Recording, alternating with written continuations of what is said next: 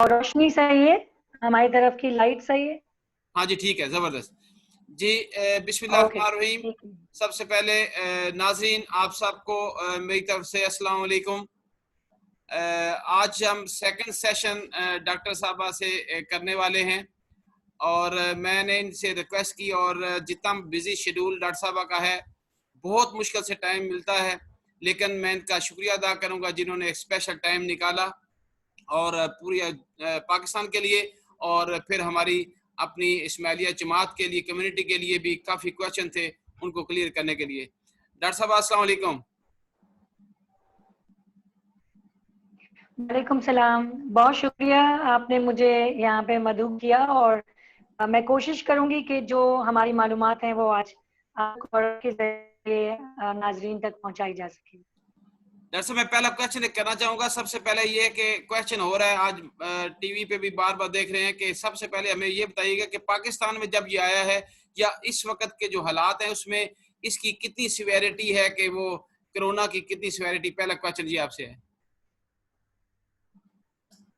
अच्छा, तो जैसे कि आप देख रहे हैं टीवी पे भी नंबर्स जो आ रहे हैं, तो थोड़े नंबर हमारे जो हैं डिक्लाइनिंग की तरफ हैं इस वक्त।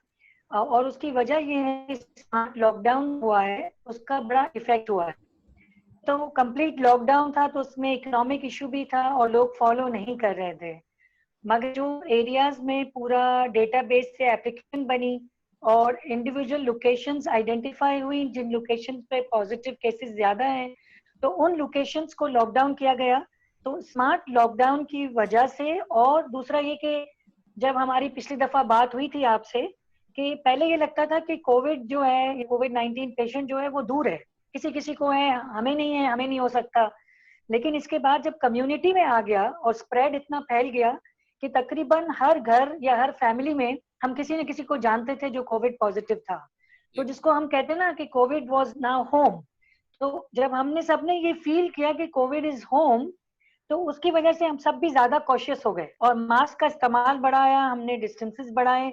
तो जो हमने हैंड वॉशिंग, डिस्टेंसिंग और मास्क का इस्तेमाल कंपलसरी किया है, उसकी वजह से हमारे अपने इंडिविजुअल एफर्ट्स और फिर गवर्नमेंट के एफर्ट ऑफ स्मार्ट लॉकडाउन, इन दोनों ने मिलकर हमारे रेट्स को थोड़ा नीचे लाने की कोशिश की है। Very good. अगर ये रेट्स इसी तरह नीचे चलते गए तो तो उम्मीद है कि जो हमारी सर्च की एक एक्सपेक्टेशन थी कि मिड अगस्त तक बहुत पीक आएगी, तो इंशाल्लाह हम अगस्त की एंड सितंबर तक इंशाल्लाह हो सकता है बहुत सारी चीज़ों को सिस्टमैटिक तरीके से बैचेस में ओपन कर सकेंगे और फेस टू फेस आ सकेंगे, अगर हमने अपनी अ, एहतियात को इसी तरह से बरकरार रखा। इस वक्त हम काफी ज्यादा एहतियात नजर आ रही है क्योंकि अब ज्यादा लोग कॉन्शियस हो गए हैं। ओके। अच्छा डॉक्टर साहब, एक और चीज है कि जिन लोगों को ऑलरेडी हो चुका है, वो उनका भी क्वेश्चन है कि दोबारा भी हम रिस्क पे हैं, या अभी दोबारा हमें नहीं होगा। अच्छा देखिए, इसमें ये है कि क्योंकि ये with research time to time changes भी आ रही हैं, एसओपी में भी और समझ में भी। तो पहले ये था शुरू में कि अगर एक दफा हो गया तो आपकी इम्यूनिटी बिल्ट हो जाती है, और वो इम्यूनिटी कम से कम 6 मंथ्स तक आपको इम्यूनिटी दे रही है, ओके। और आपके अंदर एंटीबॉडीज पैदा होती हैं। फिर आप अपना प्लाज्मा किसी और को डोनेट भी कर सकते हैं, किसी और के ट्रीटमेंट के काम भी आ सकता है। तो ये तमाम बातें जो है वो क्लिनिकल ट्रायल्स में हैं। लोग प्लाज्मा डोनेट कर रहे हैं, उसमें टेस्ट हो रहा है कि क्या वाकई वो ट्रीटमेंट में लोगों की लाइफ सेव कर रहा है। वैक्सीन जो आ रही है उस पर भी ट्रायल हो रहा है कि आप ये वैक्सीन एंटीवायरल ट्रीटमेंट है, एंटीवायरल की दवाइयां ट्राई करके देखें, स्टीरॉइड्स हैं वो ट्राई करके देखें। तो डिफरेंट चीजें जो हैं ट्रीटमेंट की, वैक्सीन की, प्लाज्मा डोनेशन की, ये सारी चीजें ट्रायल में हैं। तो इसी तरह अब दो ओपिनियन हो गए। जैसे पाकिस्तान में और चाइना में कुछ वो केसेस जो बिल्कुल फरवरी के केस थे या अर्ली मार्च के केस थे, उसमें से कुछ केस में नजर आया कि दोबारा कोविड पॉजिटिव आया। अगरचे ये बहुत ज्यादा नहीं नजर आए हैं, लेकिन फिर भी कुछ केसेस नजर आए हैं, जिसकी वजह से ये जो क्वेश्चन था कि आपको 6 मंथ्स इम्यूनिटी मिल जाएगी, कुछ अमेरिका के इलाके, कुछ यूरोप के इलाके इस पे अभी भी यकीन रख रहे हैं। उनके डिपार्टमेंट ऑफ हेल्थ कह रहे हैं कि आपको कोविड हो गया, आप 6 मंथ्स तक आपके पास इम्यूनिटी है।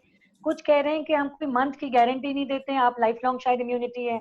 कुछ कह रहे हैं कि आपकी अंदर पॉजिटिव हमेशा रहेगा, जब भी आप टेस्ट कराएंगे तो पॉजिटिव आएगा, मगर इसका मतलब ये नहीं है कि आप किसी और को इन्फेक्ट कर सकते हैं।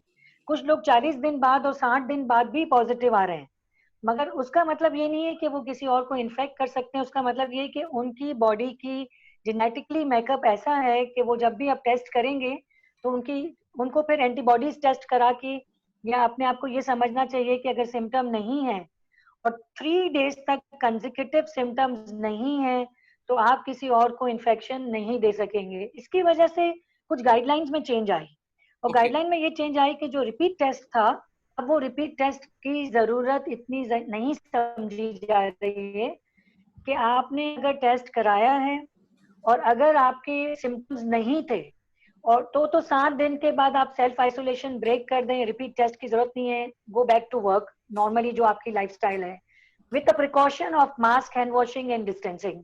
लेकिन तो अगर आपको सिम्टम्स थे तो 3 दिन तक मुसलसल जब आप सिम्टम से बाहर आ गए हैं तो इसके बाद आप बाहर आ सकते हैं। तो ओके आजकल का जो दौरानिया है वो शॉर्ट है। पहले हम कहते थे इंक्यूबेशन पीरियड 14 डेज है, अब हम 7 to 10 डेज कह रहे हैं। तो 7 to 10 डेज में अगर आपके सिम्टम्स आउट हैं, 3 डेज हो चुके हैं, आप बाहर निकल सकते ओके अच्छा डॉक्टर साहब, क्योंकि आपका वर्ल्ड बैंक के साथ, वर्ल्ड हेल्थ ऑर्गेनाइजेशन के साथ क्लोज AKU का लिंक है, क्योंकि लोग जो है ना पाकिस्तान के अंदर AKU पे बहुत बिलीव करते हैं। तो एक वह इंस्टीट्यूशन है, इसमें कोई शक नहीं है, ऐसा इंस्टीट्यूशन है जिसमें एक रियलिटी से भी बात होती है, आप उसको लीड भी कर रहे हैं। तो बात यह कि अभी जो WHO कह रहा है या AKU कह रहा है, उसके हवाले से जैसे मैंने रिसर्च एक पढ़ी, जैसे उन्होंने कहा कि जो जर्मनी में, इटली में जो आया था वो एक सीवियर जो अटैक था, जो कि उसका इम्पैक्ट पाकिस्तान में कम आया है। क्या ये वाकई ऐसे है और आगे इसका ऐसा ऐसा इसका डाउन होता जा रहा है थोड़ा सा, ताकि लोगों को थोड़ी सी ना वो मेंटल सेटिस्फेक्शन भी होनी चाहिए ना कहीं, ताकि अपने माइंड से वो आउट हो थोड़ा नहीं, सा। बिल्कुल। जी जी बिल्कुल, क्योंकि जिस तरह से हमने देखा इटली और स्पेन में, और डब्ल्यूएचओ ने भी जो रिपोर्ट दी, तो एकेयू डब्ल्यूएचओ और सीडीसी और जॉन हॉपकिंस को जरूर देखता है, फॉलो करता है, येल यूनिवर्सिटी को भी देखता है, उससे भी लर्निंग्स करता है। तो हमारे पास जो इन्फेक्शियस डिजीज के डॉक्टर हैं खास, जिसको हम कोरोना का डॉक्टर भी पाकिस्तान में कहना शुरू कर दिया, डॉक्टर फैसल, और जो हमारी नर्स हैं इन्फेक्शन का डिजीज की एक्सपर्ट हैं, जो हमारे साथ काउंसिल में भी हैं, और आखान हेल्थ सर्विसेज पाकिस्तान में भी उन्होंने खिदमत की। रोजीना रोशन, उसको हम कोरोना की क्वीन कहने लगे हैं क्योंकि इतनी उनकी एक्सपर्टीज आ गई हैं। तो उनसे राब्ते में रह के जब हम इसको लीड करते हैं डिफरेंट कंपोनेंट्स को यूनिवर्सिटी के डिफरेंट हिस्सों में, तो उसके हिसाब से जो नजर आ रहा है वो ये नजर आ रहा है कि हमारा स्मार्ट लॉकडाउन, हमारी प्रिकॉशंस जो अभी होती जा रही हैं, और जो चीजें हमने लर्न की हमारे उन यूरोपियन कंट्री से जहाँ पे एक बिल्कुल सही आ गया था, तो उसकी वजह से काफी हद तक हम बेहतर सिचुएशन में हैं। हमारे रेट्स नीचे की तरफ जाते हुए दिख रहे हैं। लेकिन अगर हमने जल्दी से, जैसे ईद अब दोबारा आ रही है, अगर उस ईद पे हमने जानवरों और अपने आप को और दोबारा मंडी में रश कर दी, मास्क नहीं पहने हमने, या रेस्टोरेंट्स खोल दिए हमने, या शॉपिंग प्लाजा चले गए और एहतियात नहीं की, तो हम दोबारा मुश्किल में आ जाएंगे। तो ओके हमारी लर्निंग, जो बेस्ट लर्निंग है वो ये है कि जो हम कर रहे हैं अगर हमने उसको कंटिन्यू किया तो इंशाल्लाह हम सितंबर तक अच्छी उम्मीद रखेंगे। लेकिन अगर हमने नहीं किया तो हम दोबारा एक सर्ज में चले जाएंगे। तो ये नर्स बहुत जरूरी है कि लोग मास्क पहनना ना छोड़ें। Okay very good. अच्छा, इसमें बड़ा मेजर क्वेश्चन है, आपने खुद ही इसको कवर कर दिया, क्योंकि ये अभी काफी लोगों के माइंड में है। तो इससे क्या होगा, क्या जानवरों से भी ये इम्पैक्ट लगेगा लोगों को, जब वो लेके आएंगे और घर में लेके आएंगे, फैमिली हाथ लगाएगी, बच्चे लगाएंगे, उसमें भी एक इम्पैक्ट कर पड़ेगा, और इसका क्लियर कट एक मैसेज सब देखिए, दिमाग को जाना चाहिए। हाँ, तो देखिए, ये तो बहुत क्लियर है अभी तक की नॉलेज के हिसाब से, और हर रोज नॉलेज चेंज भी होती है। लेकिन अब तक की नॉलेज के हिसाब से ये बहुत क्लियर है कि ये वायरस जो है वो जानवर से इंसान में मुंतकिल नहीं हो रहा, और इंसान से जानवर में मुंतकिल नहीं हो रहा।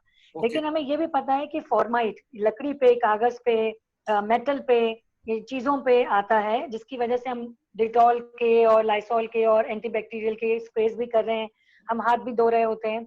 और ये भी हमें पता है कि इसका जो दौरानिया है वो 2-3 घंटे से लेके 72 आवर्स 48 आवर्स तक उन चीजों के ऊपर रहता है।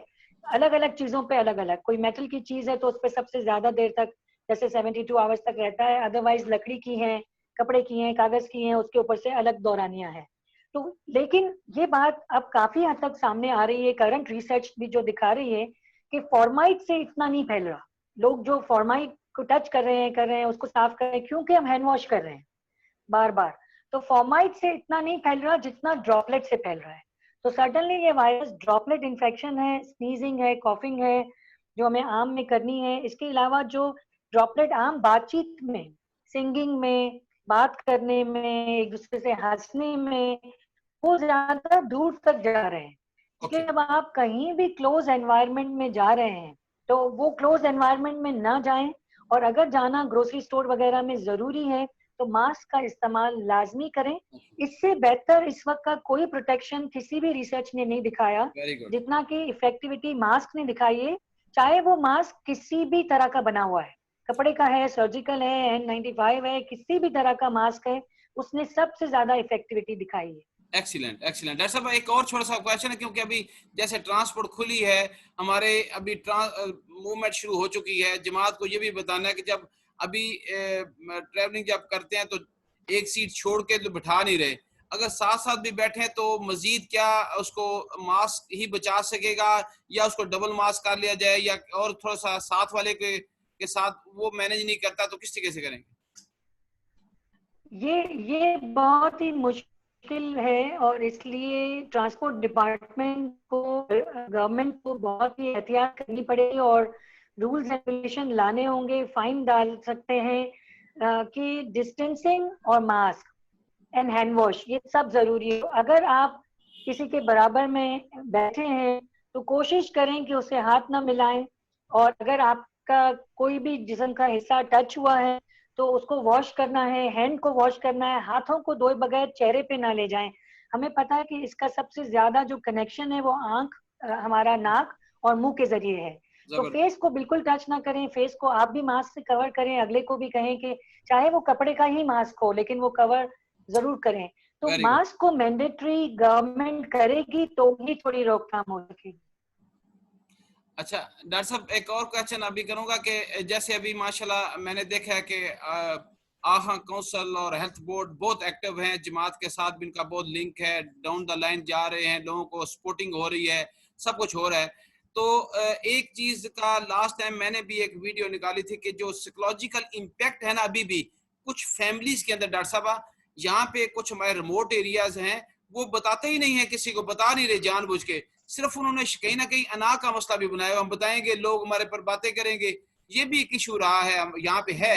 ये सरगोदा के पाकड़ ले बिल्कुल लें, कुछ मुल्तान के पाकड़ ले लें, इसी बिल्कुल। तरीके से हाफिजबाद सेटअप पीछे पाकड़ जो स्मॉल पाकड़ है ना वहां पे ज्यादा थोड़ा सा इशू है। तो उसके लिए छोटा सा पैगाम दे दें कि इसमें कोई खुदा ना खासा के डरने की जरूरत नहीं है, वो क्योंकि हमने उनको बाहर निकालना जी ना यहाँ से जब निकलेंगे तो। जी जी।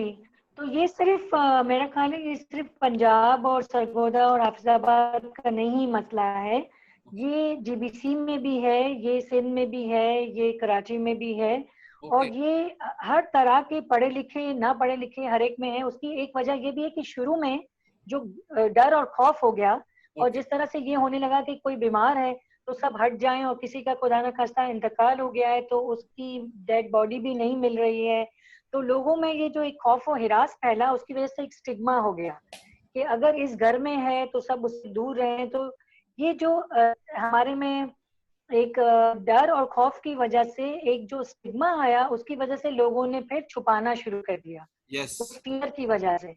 अब तो बहुत हद तक क्योंकि ये कम्युनिटी स्प्रेड इतना हो गया है कि तकरीबन हर घर, हर फैमिली में डिस्टेंट या करीबी रिश्तेदार में कोई ना कोई को हम जानते हैं। मेरी यस। यस। फैमिली में, आपकी फैमिली में, हम किसी न किसी को जानते हैं जिसके यहाँ हुआ है।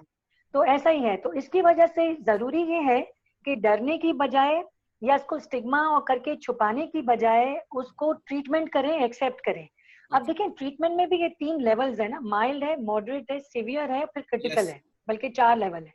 इसमें से माइल्ड और मॉडरेट तो घर में ही ट्रीट हो जाते हैं और आपके न्यूट्रिशन, एक्सरसाइज और स्लीप से हो जाते हैं। जरूरी ये होता है कि जिसको हुआ है उसको आप आइसोलेट करें, आपके पास घर में जगह कम है तो भी कोई एक ऐसा हिस्सा बनाएं कि उनके तौलिए, उनके कपड़े, उनके ग्लास, उनके यूटेंसिल्स, बर्तन वो अलग हो। ये एक बड़ी खूबसूरत एडवर्टीजमेंट ARY पे मैंने देखी सुप्रीम चाय की, कि हमें अलग रखना है, उनको अलग छोड़ नहीं देना है। ये बड़ी खूबसूरत ऐड है वेरी कि गुड। भाई हाँ, यस पड़ोसी जो है यस, वो चाय बना रहे हैं, आपने भी देखी होगी। तो ये एक बड़ा इंपॉर्टेंट मैसेज है कि जिसको भी हो जाता है उसे हमें ज्यादा केयर देनी है, उसको हमें ज्यादा केयरिंग दिखाना है, उसका ख्याल रखना है, उसकी गिजायत का ख्याल रखना है, तो उसको अलग रखना है, अलग छोड़ना नहीं है। तो वो वेरी गुड, आपके मोहब्बत से, आपके केयर से, आपके अच्छी गिजायत से वो जल्दी ठीक हो जाएगा और उसको कोई भी और ज्यादा परेशानी नहीं होगी। जो जबरदस्त। मॉडरेट केसेस हैं वो भी घर में ठीक हो रहे हैं। तो ओके, जरूरी ये है कि आप बहुत सारे लोगों को लगाने की बजाय उनको जब आइसोलेट करेंगे, उनका ज्यादा ख्याल रखेंगे, तो वो पहले से भी जल्दी उस बीमारी से बाहर आएंगे। मगर मैं आपकी तवज्जुह से एक और मैसेज देना चाहती हूँ कि अगर सिम्टम्स जो हैं आपको लग रहा है कि बुखार, ड्राई कॉफ और हेडेक या मलेज फटीग, ये जो है ना कमजोरी सी लगना, सर का दर्द होना, बुखार होना, खुश्क खांसी होना, अगर ये सिम्टम्स आपको लगा कि 7 दिन हो गए हैं, 8 दिन हो गए हैं, अब भी बुखार ठीक नहीं हो रहा और हाँ जी, बुखार में तेजी आ रही है, तो फिर जरूरी है कि अपने लंग्स को बचाने के लिए डॉक्टर को जरूर दिखाएं। और अगर आपको लग रहा कि शॉर्टनेस ऑफ ब्रेथ हो रही है, सांस लेने में तकलीफ हो रही है, तो बहुत जरूरी है कि ऑक्सीजन ले।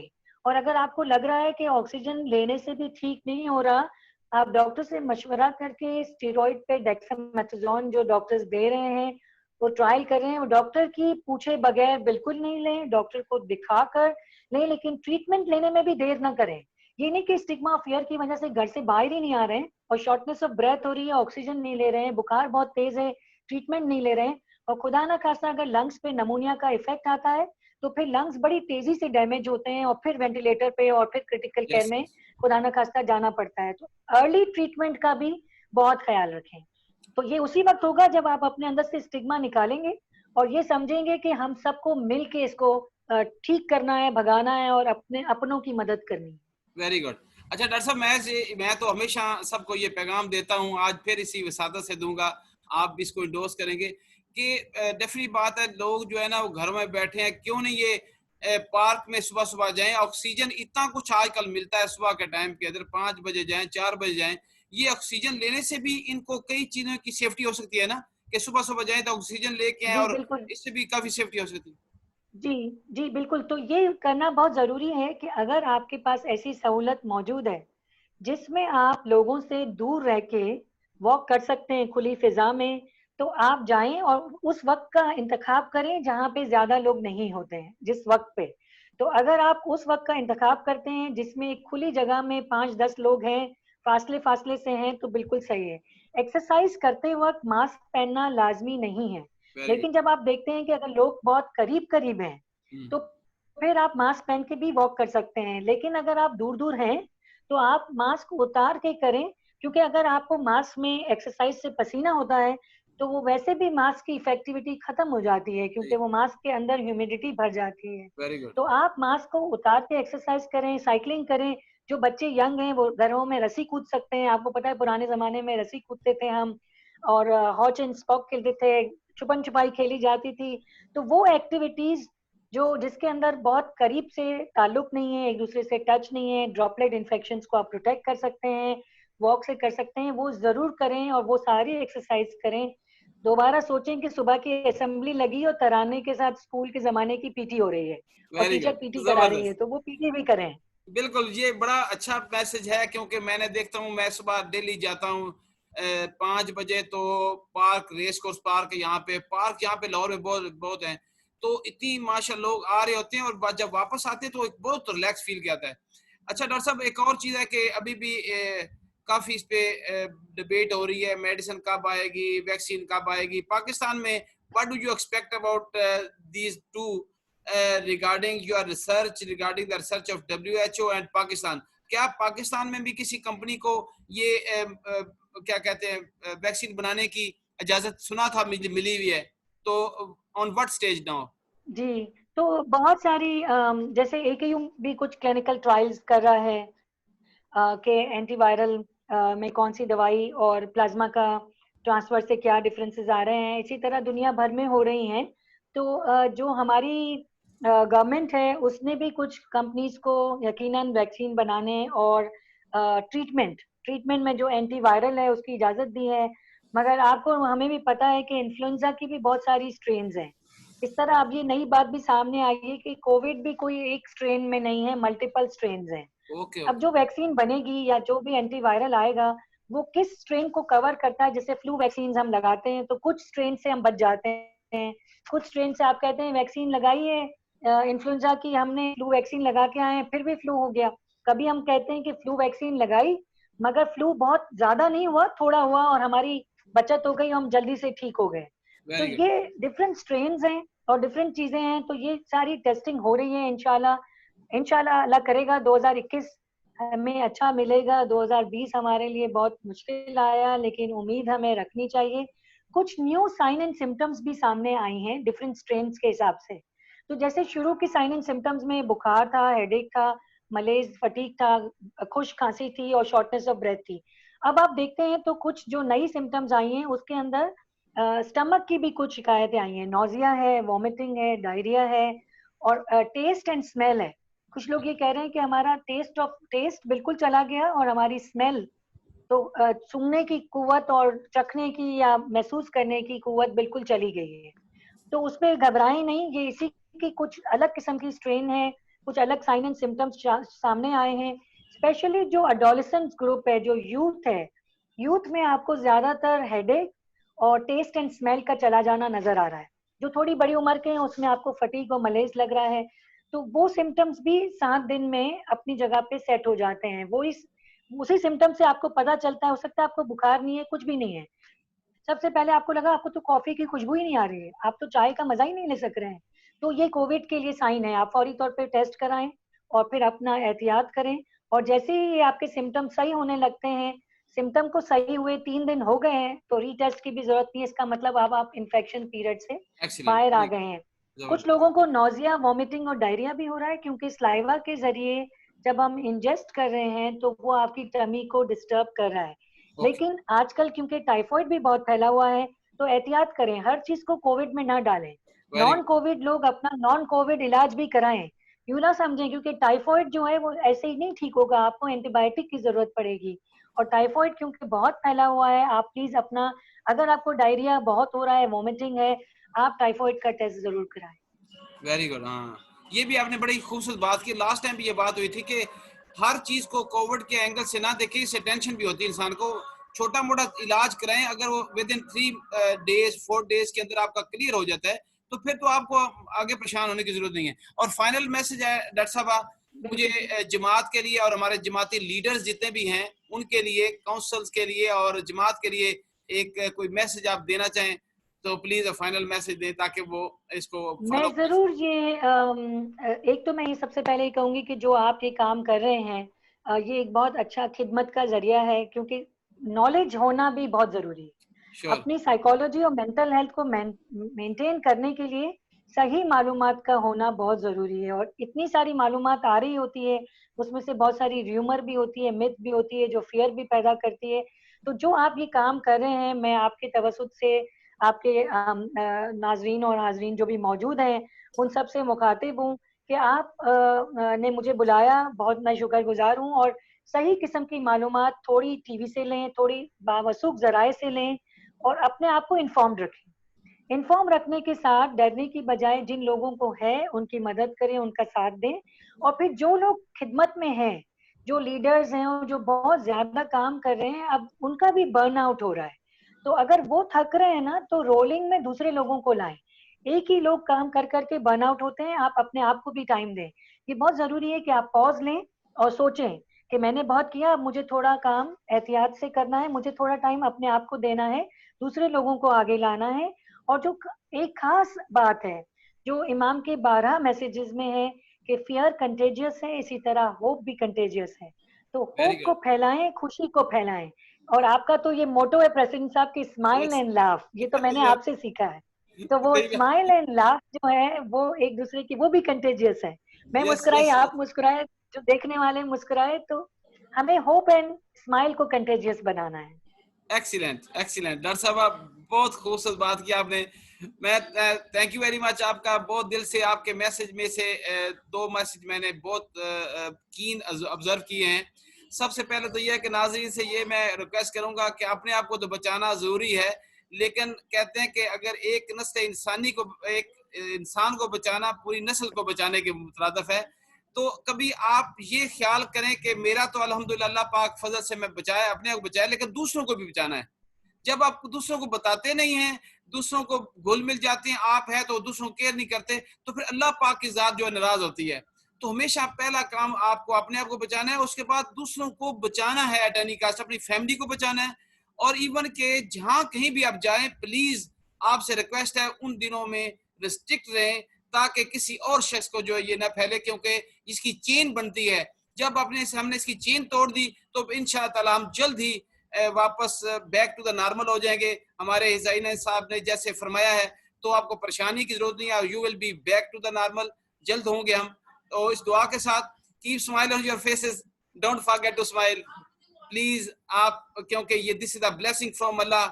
ये मैं नहीं कह रहा, ये हमारे हिज़ाइनस ने हमेशा पैगाम दिया है कि चेहरे पे स्माइल रखिएगा, और it shows the quality of life. आपकी क्वालिटी ऑफ लाइफ अच्छी होगी तो आप खुश रहेंगे। प्लीज इस चैनल इसलिए बनाया मैंने, आज डॉक्टर साहबा ने बड़ी खूबसूरत बात कर दी, तो मैं खिदमत के जज्बे से हूँ, शुरू से 20 साल से खिदमत में हूँ। आज भी मैं चाह रहा हूँ कि मेरे अपनी जमात को, तमाम लोगों को डाउन द लाइन पैगाम पहुंच जाए, ताकि वो इससे बेनिफिट उठाएं और अपने जज्बात जो अपने जो उनके ट्रस्ट है अपने ऊपर और जज्बात है उसको बेहतर रखें। तो इंशाल्लाह ताला मौला के फजल से, क्योंकि इसका डेथ रेट इतना ज्यादा नहीं है, तो यू विल बी सेफ।